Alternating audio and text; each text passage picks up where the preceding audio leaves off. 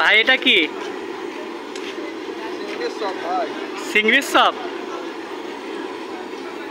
ঠিক আছে ভাই, আপনার এটা দেখি, এটা কেমন ভাবে চিংড়ির চপ বানান ভাই? চিংড়ির সাথে কি কি আছে আর কি মিক্সার করেন চিংড়ির সাথে? কিছুই মিক্সার নাই, শুধু চিংড়ি। দেখি এটা ই করেন, ওটা কি দিচ্ছেন দেখি, ওটা ই করেন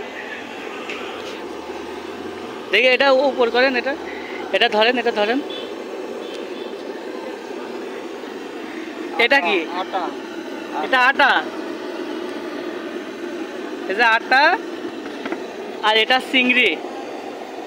চিংড়ি আর আটা মিক্সার করি চিংড়ির চপ ভাই। চিংড়ি আর আটা মিক্সার করি চিংড়ির চপ। বাহ,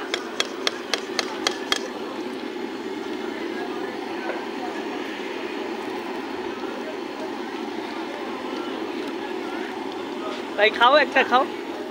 খাবা না? খাও, খাওয়াই খাইলা, এইমাত্র খাইলা, কেমন লাগছে?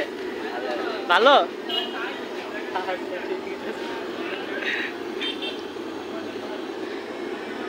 কেনার হবি নিয়ে চলে যায়।